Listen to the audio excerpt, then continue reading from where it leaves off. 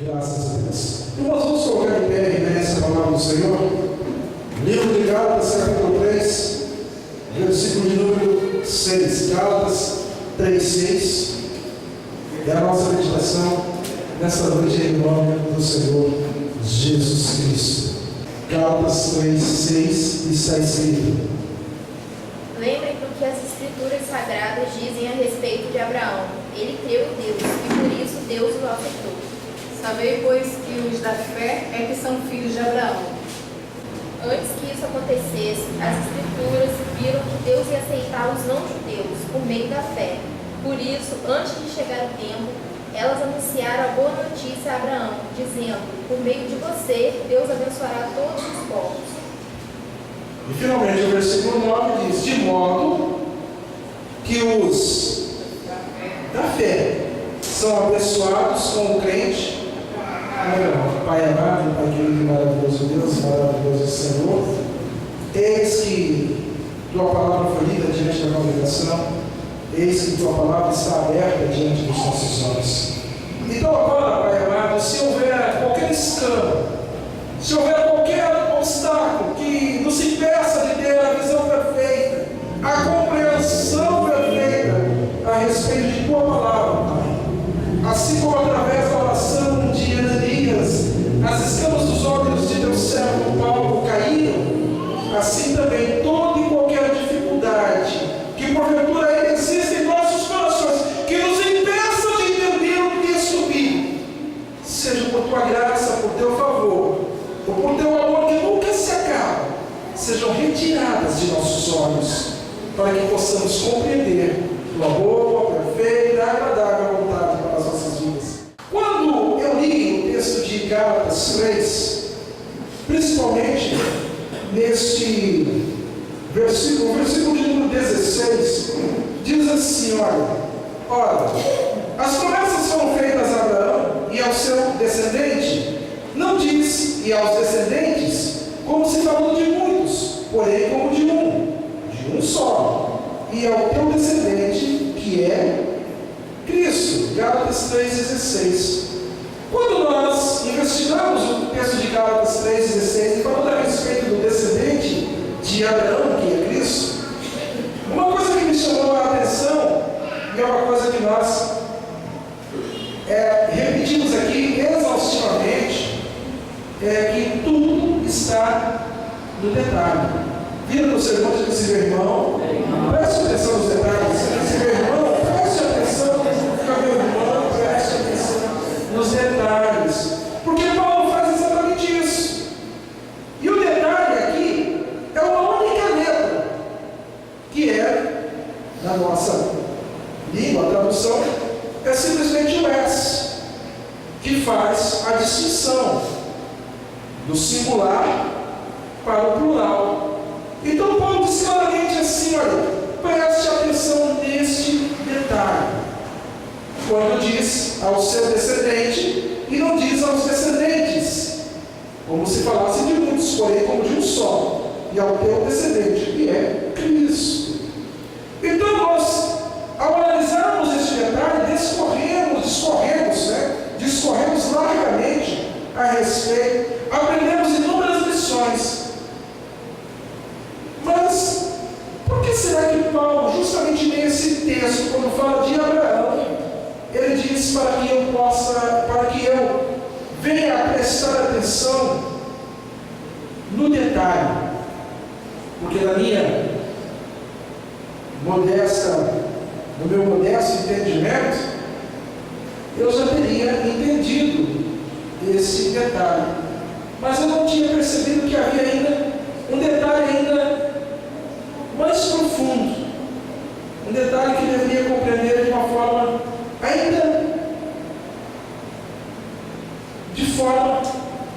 mais detalhada, prestar ainda mais atenção nesse detalhe, porque a Bíblia, a palavra diz assim: sabei, pois, que os da fé é que são filhos de Abraão. Então, se alguém perguntasse a você, fizesse a pergunta, como nós aprendemos aqui recentemente, discorremos largamente também a respeito, qual seria a tua resposta para a pergunta de por que Davi foi um homem segundo o coração de Deus? Imediatamente respostas prontas, ou que nós julgamos convincentes e até mesmo convenientes. Nós falamos, não, porque Davi foi um grande guerreiro, verdade, mas na minha modesta opinião, mas no entendimento do texto bíblico, eu creio que dentre os líderes de Israel não houve um guerreiro maior do que Josué, no meu entendimento. Tanto é que quando assim eu estou com uma certa dificuldade, falãozinho meio baixo, né? O coraçãozinho meio apertado, eu costumo ler o livro de Josué, porque com exceção da cidade de Ai, o livro de Josué é só vitória.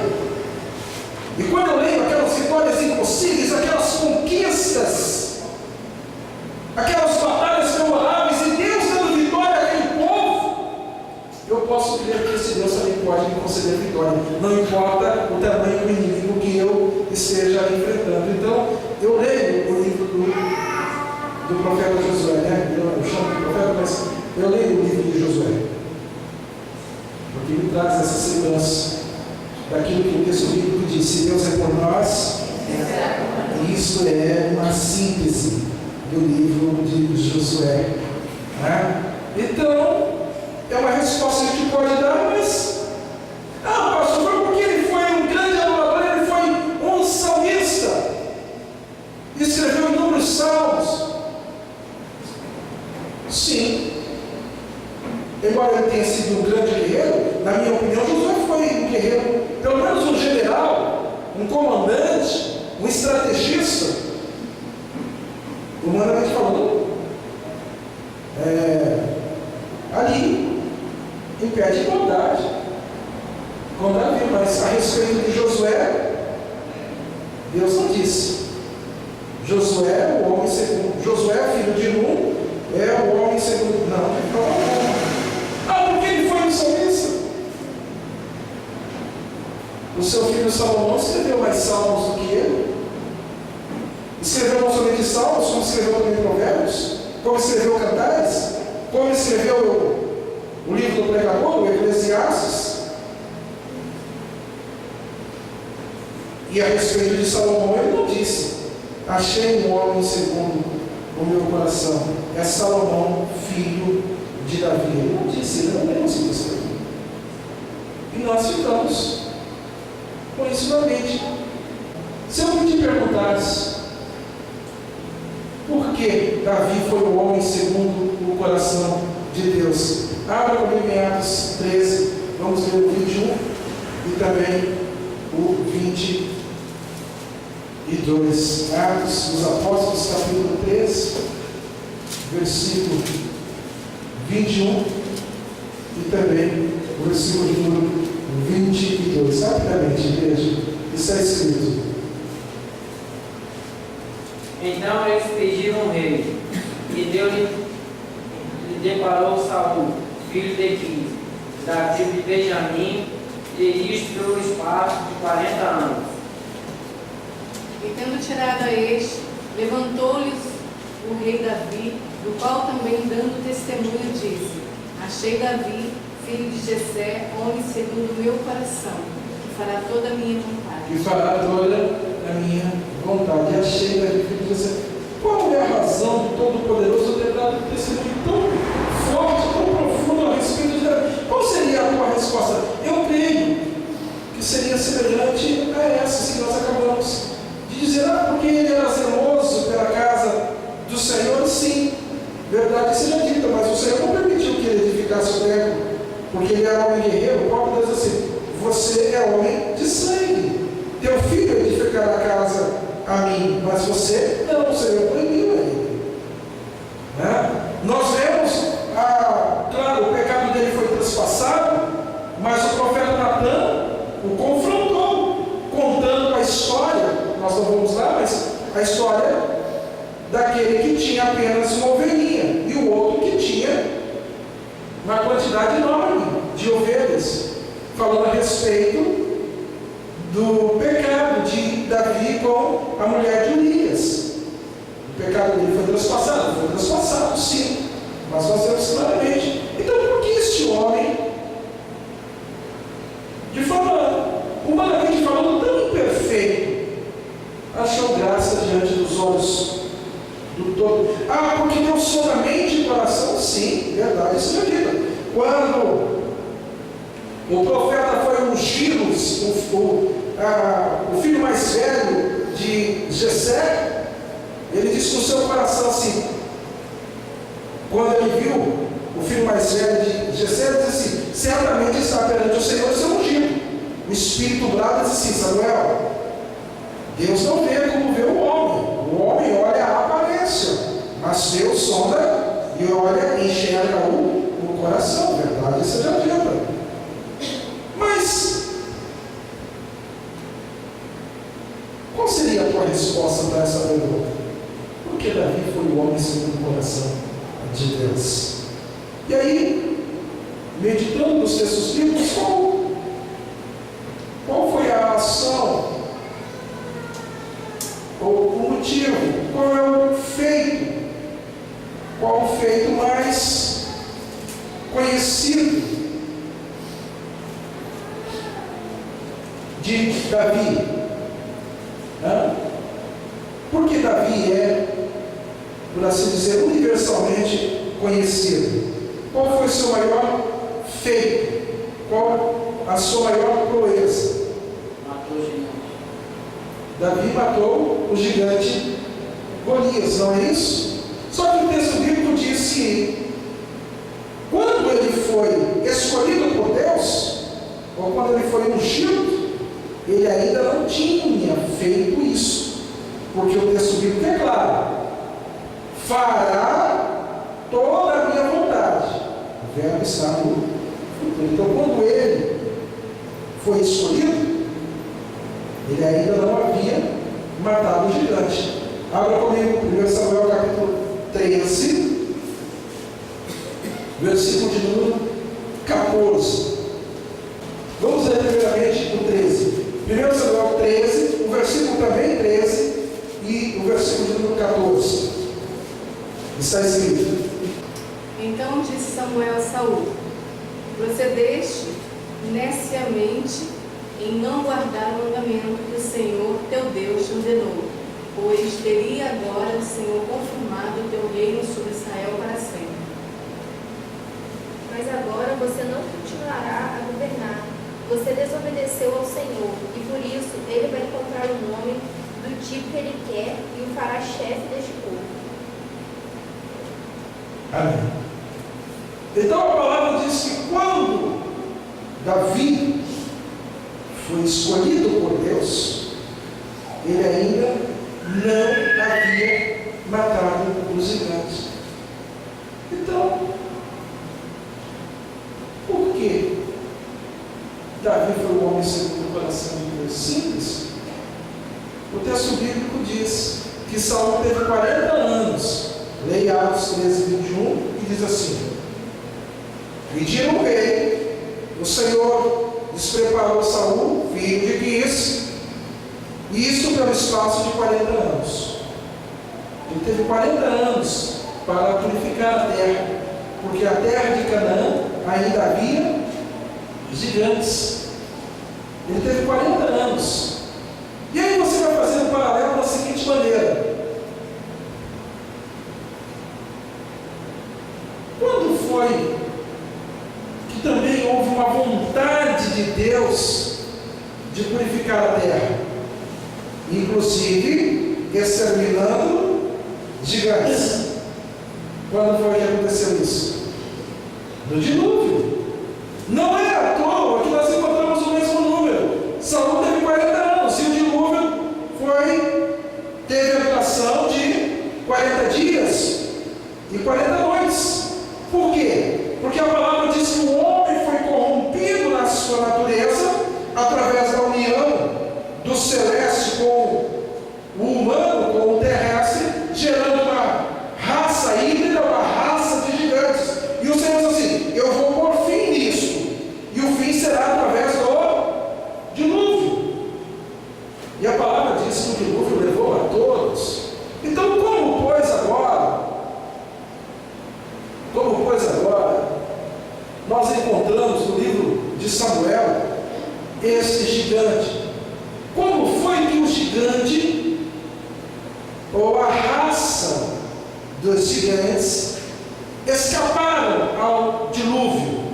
Nós aprendemos aqui, mas nós tivemos que revisitar os textos bíblicos, porque algumas vezes é necessário a gente refrescar a memória, porque a vontade de Deus era purificar a terra, exterminar esta raça de gigantes. Esta é a vontade de Deus. Por isso que ele disse a Davi, a respeito de Davi, assim: o homem que fará a minha vontade, porque Saul não fez. Lembre-se que o gigante desafiou os exércitos israelitas. E quem era o rei? Saul. Saul saiu à peleja? Saul saiu à batalha? Mas a primeira vez que Davi viu o gigante desafiando os exércitos israelitas, ele disse: não, deixa que eu vou lutar com esse gigante. E assim como o Senhor me entregou o leão e o urso, assim será esse circunciso filisteu nas minhas mãos. Saul se omitiu, porque nós encontramos a vontade de Deus, essa vontade do Senhor de purificar a terra. E aonde aconteceu essa batalha mesmo? Aconteceu em Canaã. E por que em Canaã ainda havia gigantes? É outra pergunta que geralmente se faz, e há várias explicações, variadas explicações, que na verdade, uma coisa que eu digo, meu irmão, é que a Bíblia precisa explicar a Bíblia. A Bíblia não precisa de nenhum outro livro que a explique. Livros são escritos em cima dos textos bíblicos apenas para trazer o entendimento. Mas a Bíblia explica a própria Bíblia. Porque se não for assim, ela seria falha. Sendo falha, ela não seria a inerrante palavra de Deus. Amém, igreja? Diga: eu creio. Eu creio. Então, se te perguntasse como os gigantes sobreviveram ao dilúvio, nós precisamos encontrar também dentro dos textos bíblicos uma resposta. Nós vamos encontrar essa resposta em Gênesis, por favor, capítulo de número 9, a partir do versículo de número 20, para que você entenda como a raça de gigantes sobreviveu ao dilúvio. Gênesis 9, a partir do versículo de número 20, rapidamente, isso é escrito: Sendo Noé lavrador, passou a plantar uma vinha. Bebendo do vinho, embriagou-se e pôs nu dentro da sua tenda. Cã, o pai de Canaã, viu que o seu pai estava nu e saiu para contar aos seus 2 irmãos. Então, Sem e Jafé tomaram uma capa e puseram sobre os próprios ombros de ambos, e andando de costa, rosto desviados, cobriram a nudez do pai, sem que a visse. Quando Noé acordou depois da bebedeira, soube do que Cã, o filho mais moço, havia feito. Ele disse: maldito seja Canaã, seja servo do servo e seus irmãos. Bendito seja o Senhor Deus de Sem e Canaã, e seja servo. E finalmente 27. Engrandeça Deus a Jafé e habite ele nas tendas de Sem, e Canaã lhe seja servo. Amém. Preste atenção. O texto diz assim que Noé plantou a vinha, embebedou-se e se pôs nu. Cã, pai de Canaã, preste atenção que eles fazem questão de colocar a filiação. O texto bíblico coloca a filiação. De nenhum, nem de Sem, nem de Jafé, é colocado nesse primeiro momento a descendência, ou os filhos. Ah, pastor, ele está falando da terra de Canaã. Não. Ele está falando do filho de Cã, pai de Canaã. E diz que Cã descobriu a nudez do seu pai. E aí a gente precisa entender o que é descobrir a nudez do pai. Não foi porque ele viu o pai nu. Não foi porque ele enxergou o seu pai sem roupa. O texto bíblico nos dá a informação do que é. Deixa marcado aí, né? Vamos para Levíticos, capítulo de número 18, né? E o versículo de número 8. Em várias versões, por favor. Não tenha relações com qualquer outra mulher que pertença ao seu pai. Não se envolva sexualmente com a mulher de seu pai. Isso desonraria seu pai. Não descobrirás a nudez da mulher do teu pai. É a nudez do teu pai. É a nudez de teu pai. O que é a nudez de teu pai? É descobrir a nudez da mulher de teu pai. Então, o que é descobrir a nudez do pai? É o que a palavra e a tradução NVI traz, dizendo, por favor, repita. Não se envolva sexualmente com a mulher do seu pai. Isso desonraria seu pai. O versículo de número 7 diz assim: não descobrirás a nudez de teu pai e de tua mãe. Ela é tua mãe, não lhe descobrirás a nudez. Então, descobrir a nudez é se envolver sexualmente. Então não foi porque ele ficou nu, mas porque ele teve um envolvimento com a própria mãe. Aqui comigo. Hoje, nos dias atuais, mesmo com o avanço científico, conhecimento, enfim, quando parentes próximos, como primos, em primeiro grau, estabelecem uma união, a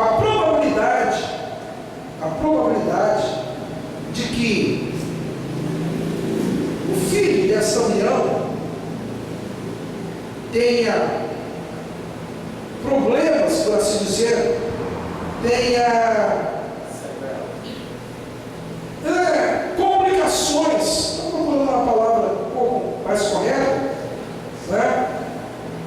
A probabilidade é muito grande. Isso quando primo com primo, em primeiro grau. A probabilidade da criança nascer especial, com alguma dificuldade, uma má formação, obrigado, a probabilidade é muito grande. Sim ou não, igreja? Isso nos dias de hoje. Agora imagine o filho, como é, porque o texto bíblico é claro, descobrir a nudez do pai é se envolver sexualmente com a mãe. Então aquilo que estava, por assim dizer, adormecido na mulher de Noé, que era assim, a modificação genética, vamos dizer, a alteração no DNA, essa herança genética, quando Cã se juntou à mulher de Noé, sua mãe, gerou Canaã. Não é à toa que na terra de Canaã é que estavam e que existiam os últimos dos gigantes, tanto como Og, rei de Bazã, como Arba e seus filhos, moradores de Hebron, e agora nós encontramos Golias. Ele disse: maldito seja Canaã. Ele foi e amaldiçoou diretamente o neto, porque o neto não era filho dele, era filho de seu filho, com a sua mulher. Naquele momento, a herança genética que estava adormecida, ela foi despertada por este pecado, por essa relação incestuosa. E aí vai surgir outra pergunta para o pastor. Então por que os outros filhos não tiveram ou não desenvolveram ou não apresentaram a mesma herança genética, visto que tanto Sem, Cã e Jafé foram frutos de Noé com a sua esposa? Por que eles não apresentaram o mesmo defeito que Canaã, o neto, apresentou? O texto bíblico também nos responde. Vamos para Coríntios, rapidamente. 1 Coríntios 7, 14. Porque eu não posso falar uma coisa dessa, dar uma afirmação tão profunda e não ter um texto bíblico que me dê respaldo. Porque se um apresentou, visto que a herança genética adormecida estava na mulher de Noé, por que os filhos não apresentaram? Ou porque eles não desenvolveram e passaram adiante essa hereditariedade? O texto nos responde, em 1 Coríntios 7, 14. Que o marido incrédulo é santificado no convívio da esposa, e a esposa incrédula é santificada no convívio do marido crente. De outra sorte, os vossos filhos seriam impuros, porém agora são santos. Pois Deus aceita um homem que não é cristão, por ele estar unido com a sua esposa cristã, e aceita a mulher que não é cristã, por ela estar unida com o seu marido cristão. Se não fosse assim, os filhos deles não pertenceriam a Deus, mas sendo assim, eles pertencem. Pois o marido descrente é santificado por meio da mulher, e a mulher descrente é santificada por meio do marido. Se assim não fosse, seus filhos seriam impuros, mas agora são santos. Amém. Eu quero que você entenda, meu irmão, outra coisa, uma coisa muito importante você entender. Quanto menos eu interpretar o texto bíblico, quanto menos eu interferir no texto bíblico, dando a minha interpretação, menos risco eu corro de distorcer o texto bíblico. Então eu preciso ler a palavra e entender a palavra, ou entender aquilo que o texto bíblico está dizendo. Porque eu não posso alegorizar, dar um sentido, dar um entendimento. Não. Quanto menos eu interferir no texto, menor será a chance de eu errar. Então preste atenção no que está dizendo. Porque o marido incrédulo é santificado no convívio da esposa. Que convívio é esse? De dar bom dia, boa noite, de sentar à mesa para comer? Não, o convívio. Como é que convive homem e mulher dentro do casamento? Deixará o homem pai e mãe, unir-se-á a sua esposa e os dois se tornarão uma só carne. Isso é convívio. É desse convívio que ele está falando. Eu não posso ficar dizendo, não, é no relacionamento, é no diálogo, são as conversas. Não são as conversas do dia a dia, é o convívio. Tanto é esse convívio que diz assim: de outra sorte os vossos filhos. Como é que os filhos são gerados neste convívio? Se não for, como diz a palavra, os dois se tornarão uma só carne. Pode chocar, com certeza, mas é disso que a palavra está falando. E a palavra diz que o descrente, ao conviver com o crente, ocorre uma purificação dos filhos. A palavra aqui é assim, no sentido de impureza. De outra sorte, os vossos filhos seriam o quê? Impuros, porém agora são santos. Olha que coisa interessante. Então, se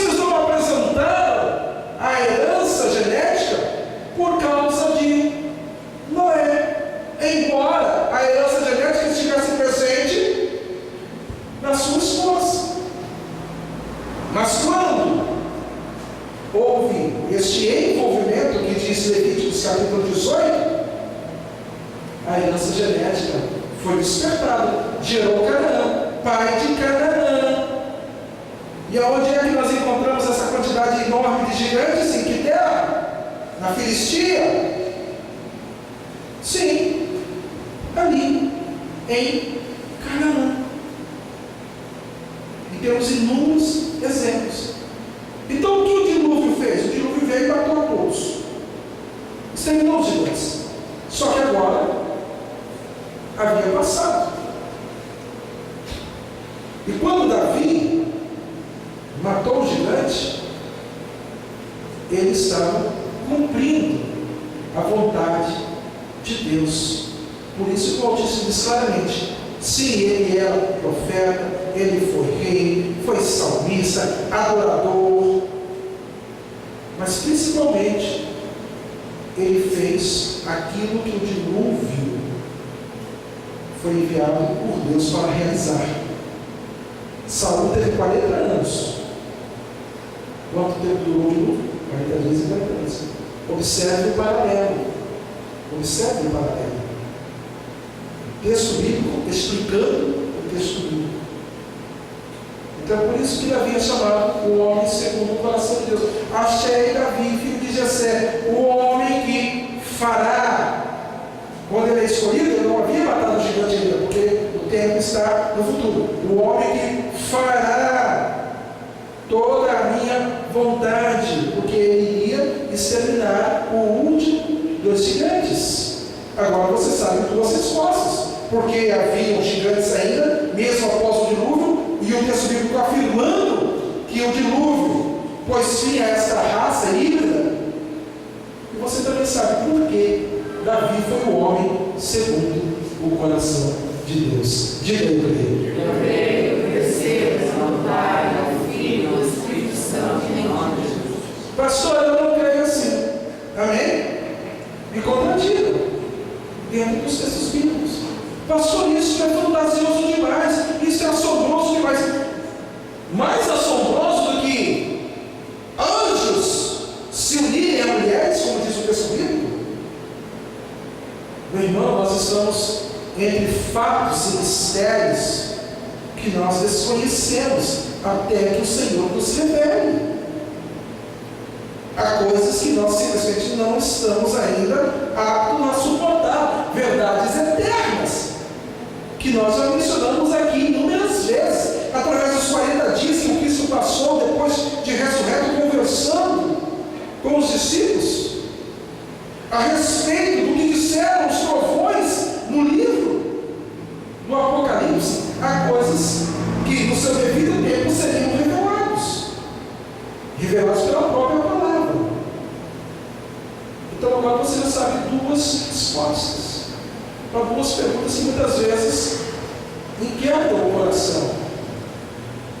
Mas dentro do texto bíblico nós encontramos a resposta. Pode parecer assombroso? Pode.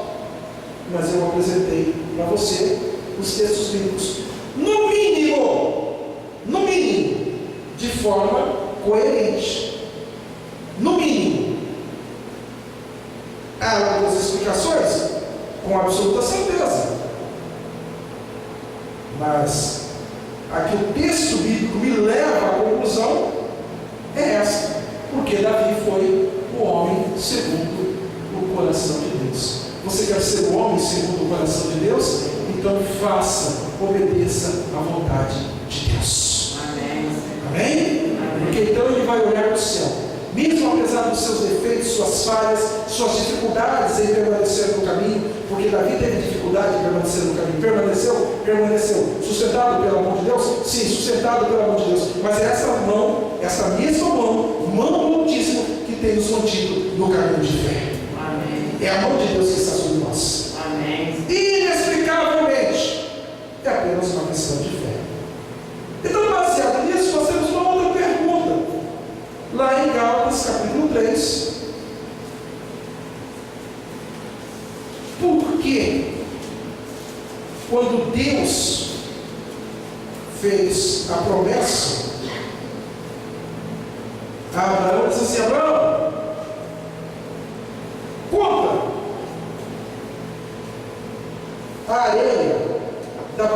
você pode? Você não posso. Ele diz assim, assim será a tua descendência. Depois ele diz assim, Abraão, conta as estrelas do céu. Você pode? Você também não pode. Ele diz assim, assim será a tua descendência.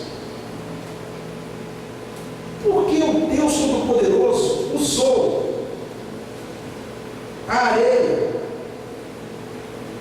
da praia do mar, o pó da terra, por assim dizer, e as estrelas do céu como exemplo para dizer como seria a descendência de Abraão, o pai da fé. Visto que Paulo agora nos afirma que os da fé que são filhos de Abraão. E o próprio Deus, encarnado, quando se apresentaram aos fariseus, ele disse assim, não me digam, não venham me dizer que temos por pai a Abraão. Eu vos afirmo que Deus é poderoso para destas pedras suscitar filhos a Abraão. E chamou aquela galera de filhos do diabo.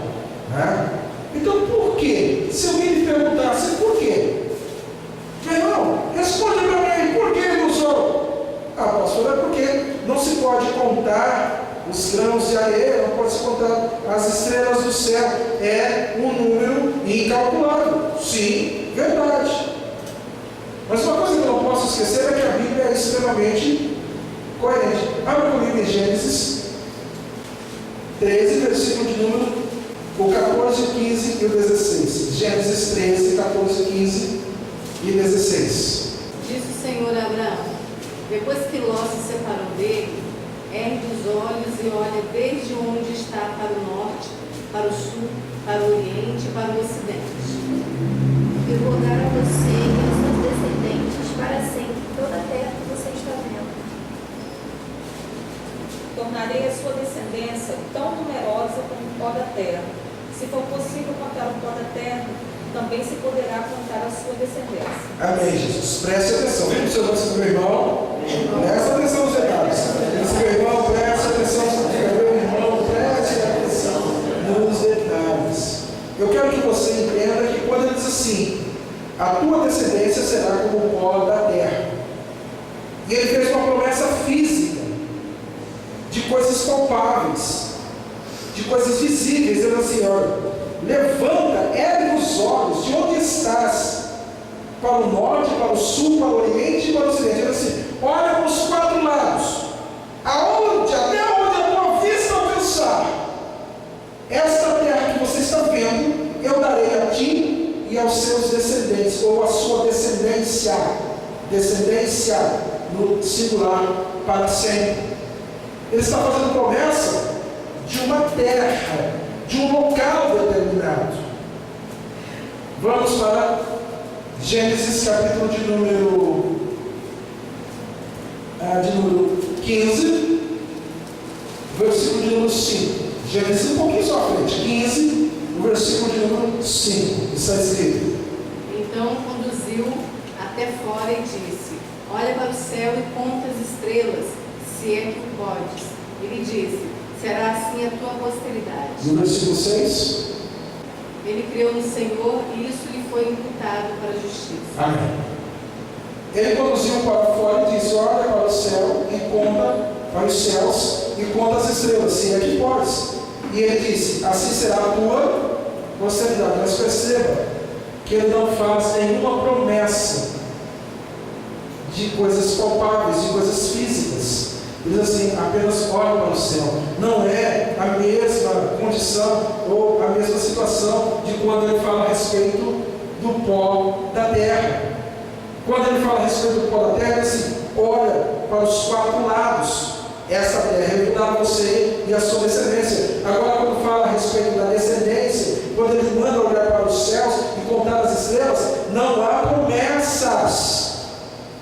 Não há promessas. Entenda isso com o teu coração. Por quê? Foi o que Paulo disse. Preste atenção no detalhe. E esse é o detalhe que até bem pouco tempo estava oculto aos meus olhos. Porque nós já meditamos esses textos bíblicos e conhecemos ele. Conhecemos esses textos bíblicos. Porque aqui, quando ele fala a respeito da descendência, o pó da terra. Quando ele fala da descendência, as estrelas do céu são duas descendências distintas. São duas descendências. O pó da terra, uma descendência física, genética, sanguínea. Aqui ele está falando a respeito da nação israelita, que teria as suas fronteiras, as suas sedes administrativas, teria o seu povo. Quando ele fala a respeito do pó da terra, quando ele fala das estrelas do céu, ele está falando da descendência espiritual, que Paulo está falando em Gálatas 3. Os da fé é que são os filhos de Abraão. Por isso ele usou o pó da terra e as estrelas do céu, porque ele estava falando a respeito, dizendo assim: Abraão, haverá uma nação, haverá uma herança, haverá uma descendência que vai possuir esta terra, a nação israelita, ou nos dias modernos, o Estado de Israel. Não vamos entrar nas questões das guerras do Oriente Médio, porque isso é tempo profético, é apocalíptico, né? Nós vamos lá nesse momento, não por esse lado. E quando ele fala das estrelas do céu, ele está falando da descendência espiritual. Amém, igreja? Diga, eu creio. Eu creio, receberam do Pai, do Filho e do Espírito Santo. Duas descendências separadas. Uma humana, terrestre, e outra a descendência da fé, a descendência celeste. Deu para entender isso, igreja? Sim ou não? Isso é maravilhoso, porque ele está dizendo o seguinte: que nós não somos o pó da terra, nós somos as estrelas do céu.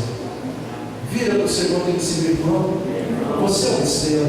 Esse meu irmão, você é uma estrela. Diga com fé, meu irmão, você é uma estrela. E você então vai entender quando o verso diz: brilhe a vossa luz.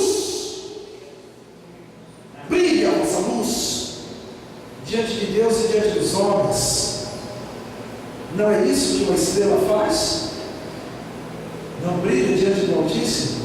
E também não vem o seu brilho os homens? Entenda com o teu coração isso. Entenda com o teu coração. Essa é uma revelação poderosa. Agora eu vou te dar uma outra revelação dentro do texto bíblico. E você vai entender mais do que nunca, porque eu afirmo para você, olha aqui comigo, distrai não. Aqui comigo. Em nome de Jesus. Não tenha nenhum símbolo judaico dentro da sua casa como símbolo da sua fé. Não tenha. Ah, pastor, mas isso é só para me lembrar. Não tenha, porque não é símbolo da nossa fé. Pastor, então os símbolos judaicos estão errados? Quando? Se Israel é o povo escolhido, é a nação eleita, como podem estar errados os símbolos judaicos? Como podem estar errados as suas festas, as suas cerimônias, as celebrações que o próprio Deus ordenou que assim fosse feito? Como pode? Então eu estou dizendo que os símbolos judaicos são símbolos da fé israelita, não são símbolos da fé da igreja. Por isso que, olha comigo aqui, o pó está na terra, amém? E a estrela está onde? E nós, por esse entendimento, chegamos à conclusão de que nós somos a estrela, amém? Somos estrelas, amém? Amém. É isso que a palavra diz. Ele diz assim: eu tenho as 7 estrelas da minha mão. Número 7, ciclo perfeito, quantidade perfeita, plenitude. Ele diz assim: eu tenho todas as estrelas na minha mão. Apocalipse. Você vai entender quando o Salmo quando a palavra diz assim: te tenho gravado na palma da minha mão, tanto o Velho quanto o Novo Testamento. Então, por esse entendimento, nós somos extremos. Amém? Somos extremos. Então, esse movimento judaizante, que permeia os ministérios e que invade os templos de hoje em dia, eu sei que pode gerar polêmica, mas as falas, né? Eu descobri que ensina assim. Isso tem origem maligna. Que isso, pastor? Preste atenção. Preste atenção. Aonde você vê, ou o que você lembra, quando uma estrela cai na terra? O que te lembra isso? Uma estrela. Está com isso citado no Evangelho segundo São Lucas. O mestre diz: eu vi. Quem caiu do céu mesmo? Quem é que caiu do céu? Satanás. Olha o que diz o texto em Apocalipse, capítulo de número 12. Apocalipse 12, vamos para Apocalipse 12.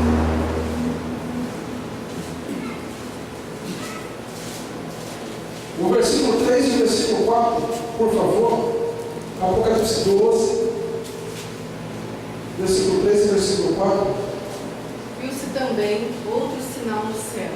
Eis que um dragão grande, vermelho, com 7 cabeças, 10 chifres, e nas cabeças 7 diademas. E a sua cauda levou após si a terça parte das estrelas do céu e lançou-as sobre a terra. E o dragão parou diante da mulher que havia de dar a luz, para que, dando ela a luz, lhe entregasse o filho. Amém. Agora vamos para o versículo de número 7 e o versículo de número 8 e o versículo de número 9. O mesmo Apocalipse 12, agora o 7, 8 e 9. Houve peleja no céu. Miguel e seus anjos pelejavam contra o dragão. Também pelejaram o dragão e seus anjos. Mas o dragão foi vencido, e por isso ele e seus anjos não puderam mais ficar no céu. E foi expulso o grande dragão, a antiga serpente, que se chama Diabo, Satanás, o sedutor de todo mundo. Sim, foi atirado para a terra e com ele seus anjos. Foi atirado para a terra e com ele seus anjos. Ele passou a terça parte no quê? Nas estrelas do céu. Quando, não importa o que seja, mesmo que tenha a aparência do bem, mesmo que tenha a aparência de coisa certa, mas todo e qualquer movimento, toda e qualquer ação, atitude que leve uma estrela a se comportar como um grão de areia, porque é isso que tem acontecido. A estrela tem sido convencida a se comportar como grão de areia. O grão de areia é a nação israelita, os grãos de areia, no plural, é a nação israelita, e as estrelas do céu é a igreja. Todo e qualquer movimento, toda e qualquer ação, toda e qualquer atitude que leve uma estrela a se comportar como um grão de areia é a serpente, o grande dragão, a antiga serpente, uma vez mais arrastando após si as estrelas do céu, igreja. Pode parecer o que for. Ah, mas é um movimento tão avivado. Ah, pastor, mas é uma igreja tão boa. Ah, pastor, eu me sinto tão bem lá. Meu irmão, você não é grão de areia. Você é estrela do céu. Aleluia. Diga, eu creio.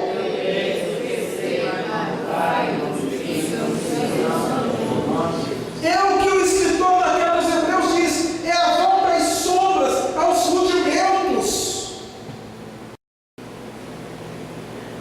É só entender, por isso que Paulo está dizendo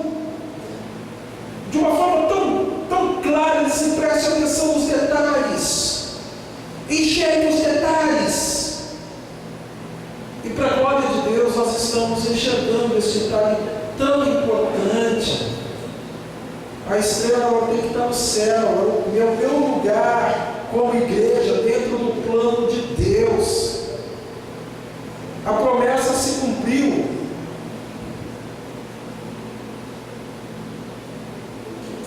Tanto no grão de areia, como na estrela no céu. E ele foi mais além. O Deus Todo-Poderoso disse assim: olha, conta o pó da terra, se é que você pode contar, assim será a tua descendência.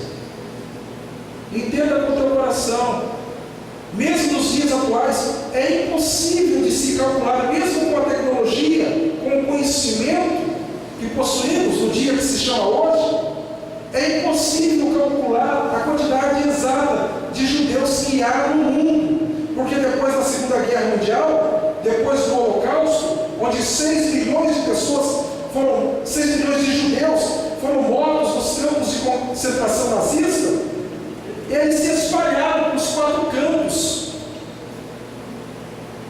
É impossível saber. Pode ser, eu vou ser sincero para você, pode ser sim, que mesmo sem saber, eu e você tenhamos descendência judia. Pastor, só com essa cara de japonês, antes era judeu. Mas pode sim, porque a nação foi espalhada. Pode haver sim, fisicamente ou geneticamente, judeus. Pastor, o senhor acabou de falar que eu sou estrela, agora eu sou judeu? Não entendi. É simples. Assim como há este movimento que faz com que a igreja retroceda, que a estrela se comporte como grão de areia, há também um movimento que faz e traz entendimento e faz com que o grão de areia se comporte como estrela. É aquilo que se chama o movimento judaico-messiânico, são os judeus messiânicos. São os judeus segundo a nação, segundo a carne, mas eles entenderam que o fim de toda a lei e o cumprimento de todas as profecias é o Cristo. Eles receberam a Jesus. Então aquilo que era grão de areia se tornou estrela do céu. Então esse movimento tem uma origem sim, uma origem divina. Porque como é que se levanta poeira do chão? Como é que se levanta poeira do chão? O que faz com que poeira se levante? O vento. Aí você vai entender João capítulo 3, que diz: o Espírito é como o vento. É o Espírito de Deus que trouxe essa revelação a muitos judeus que formaram este movimento. Pastor, mas eles têm um estímulo? Sim. Porque é a representação da fé deles. E eles entenderam que todos aqueles símbolos conduzem a Cristo. Por isso, sim, a eles, no meu entender, é lícito, é bendito ter esses símbolos, porque simbolizam a fé, e eles entenderam que todos esses símbolos apontam uma só direção, que é Cristo Jesus, nosso Senhor. Mas nós não precisamos desses símbolos, porque nós já cremos que Jesus Cristo é o Senhor de nossa vida. Aleluia. Diga: eu creio, igreja. Diga: eu recebo, em nome do Pai, em nome do Filho, em nome do Espírito Santo, em nome de Jesus. Então eu volto a afirmar: não tenha você como estrela do céu, não tenha nenhum símbolo judaico como símbolo da sua fé, porque senão é a estrela querendo se tornar grão de areia. São diferentes? Completamente. Mas todos nós temos uma origem, seja uma ou a outra. Temos uma origem comum, que é o pai Abraão, que é o pai da fé. E é na fé de Abraão que nós estamos aqui nessa noite. Porque acreditamos E a palavra diz: e creu Abraão, e isso lhe foi imputado por justiça. Isto é maravilhoso. Vira para o Senhor e diz assim: irmão, isso é maravilhoso. Diga assim: isso é maravilhoso. Diga assim: isso é maravilhoso. Então não se pode contar o grão de areia. Pode? Não pode. Assim também não se pode contar, ter a noção exata de quantos judeus estão espalhados pelo planeta. E aí então você vai entender por que a palavra diz que o Senhor enviará os anjos para juntar dos 4 cantos ou dos 4 ventos o seu povo.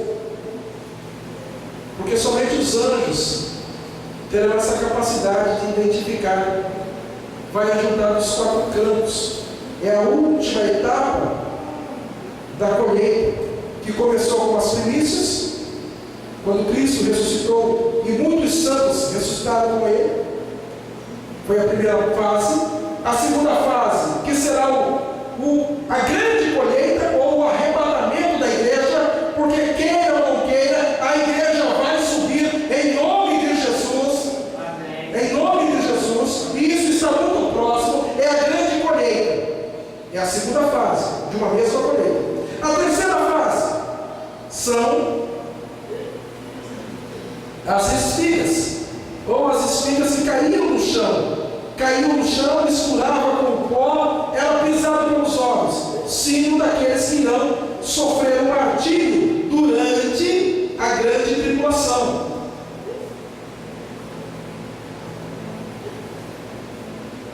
Este é o exemplo das espigas. E depois os 4 cantos, que são os judeus que irão ser reunidos pelos anjos de Deus. Você entende dessa maneira? Eu não posso contar os grãos de areia. Isso é promessa de Deus. Diz assim: o teu povo não poderá ser contado. É impossível. Hoje, humanamente falando, se levantar um censo. Agora vai uma coisa aqui que pode parecer teoria da conspiração, mas tanto faz. Pode parecer. Pode parecer, pode. Mas você sabe por que se está mapeando o genoma humano? Por que o homem está sendo capaz de mapear todo o DNA?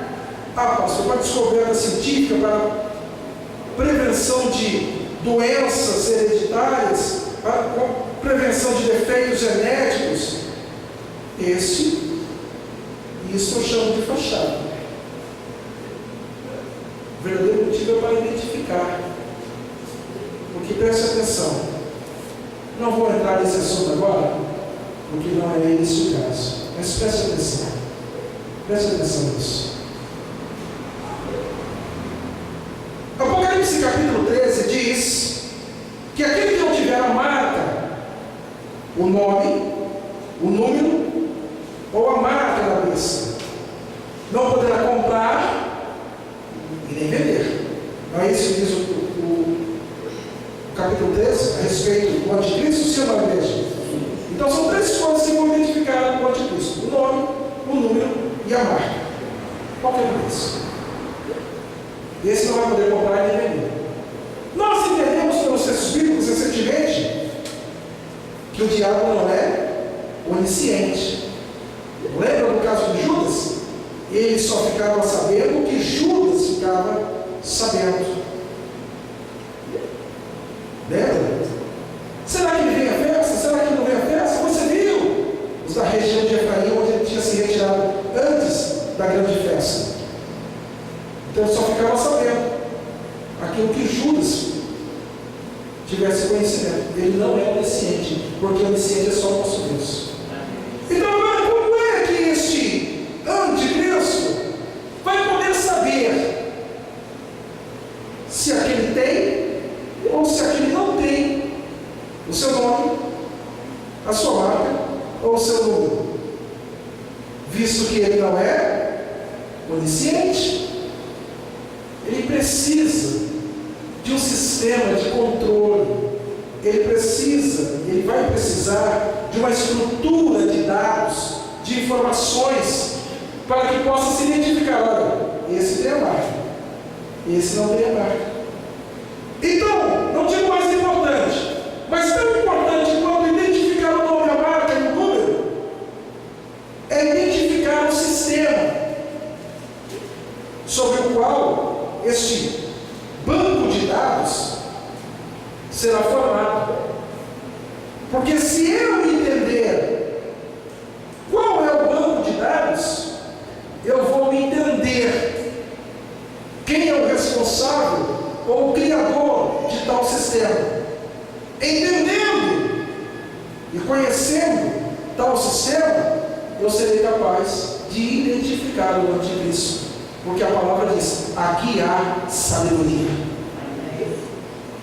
Entende isso com o teu coração? Os textos bíblicos estão nos conduzindo para esse entendimento. Porque ele não é inocente, ele precisa saber. Esse tem, esse não tem. Mas como? Ele vai precisar desse gerenciamento. Ele vai precisar dessa estrutura. E aí a pessoa diz: olha, então porque ele vai. A Bíblia diz assim: vai estar lá no braço direito ou na testa. Mas, meu irmão, eu creio que será, porque seria, presta atenção comigo, um pai, uma mãe, no momento de desespero, por alimento dos seus filhos, tatua aqui, marca aqui, depois apaga. Seria essa pessoa lançada em condenação eterna? Porque fez uma tatuagem, ou permitiu que se fizesse uma tatuagem? Eu creio que a marca da besta será algo colocado. Não estou falando de chip que pode ser removido. Não estou falando, eu estou falando de um sistema de controle que vai estar no próprio organismo, por assim dizer, humano, que não poderá ser extraído, que não poderá ser removido. Eu creio que será uma marca genética. Assim como no livro de Gênesis, os híbridos possuíam essa alteração genética. Os gigantes que nós acabamos de meditar. A marca da besta também será algo nesse sentido. Uma marca genética que não pode ser removida, que não pode ser tirada, que depois de aceito, foi aceito e pronto. E será algo que será possível, através de um sistema, identificar. Você não compra. Quer comprar? Receba a marca da besta. Você não quer? Então morte. As espigas. Simples assim. E eu faço uma outra afirmação, que hoje podem me taxar de louco, mas as favas. O anticristo será um ser humano geneticamente aperfeiçoado. Ele será geneticamente aperfeiçoado. Pastor, por que essa afirmação? É simples. Porque o anticristo será Satanás encarnado. E a estrutura humana não suporta que Satanás incorpore. Não há como. O corpo humano seria literalmente destruído. Pastor, mas como é que ele entrou em Judas? Como é que foi a morte de Judas? Explica para mim. Vamos lá para a palavra. Atos dos Apóstolos. Vamos ver o que aconteceu. Para você não falar, esse pastor está falando água. Que Satanás não pode, porque despedaça, porque a estrutura do corpo humano não é resistente o suficiente. Atos 1:18. Você não escuta em qualquer lugar não, tá, igreja?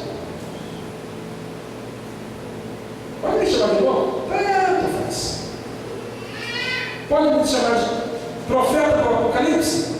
Já estou até aceitando o título. Já estou até concordando. Não me ofende, não. Ah, é um maluco. Falavam isso do João Batista, né? Diziam até aqui, esse aí tem demônio.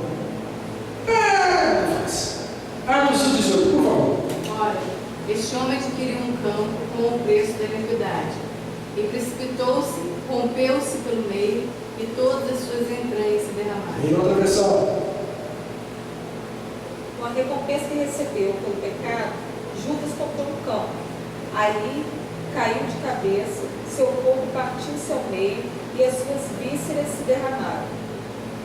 Com o dinheiro que tinha recebido pelo seu crime, Judas comprou um terreno. Nesse terreno ele caiu e se arrebentou, e os seus intestinos se esparramaram. Ele literalmente explodiu de dentro para fora. Quem é que estava dentro dele? Ora, o Evangelho segundo São Lucas diz: e entrou Satanás em Judas. Preste atenção no texto bíblico. O texto é claro: precipitando-se, rompeu-se pelo meio, e todas as suas entranhas se derramaram. Ele simplesmente explodiu, por assim dizer. Será coincidência? De forma alguma. Não há coincidência na Bíblia. Há apenas sabedoria, há apenas entendimento. Você entende isso? Ele será geneticamente modificado para suportar a encarnação do mal. Pastor, isso está muito longe, não, já está acontecendo nos dias de hoje. E não me espantaria, embora a estrutura do dia que se chama hoje ainda não esteja pronta. O controle de dados ainda não é possível. Ainda não é possível. Mundialmente não é possível ainda. Mundialmente não. Mas chegará a esse aperfeiçoamento. Mas o ser humano geneticamente alterado, como foram lá em Gênesis 6, na união dos anjos com as mulheres, isso hoje a ciência já está produzindo. E não é de se admirar que, não sei, como eu volto a afirmar, a estrutura ainda não está pronta, totalmente pronta não. Mas não seria de admirar se Satanás, o anticristo, já não esteja sobre o planeta Terra. Não iria causar espanto algum, porque a ciência se multiplicou, como disse o profeta Daniel. Diga eu creio.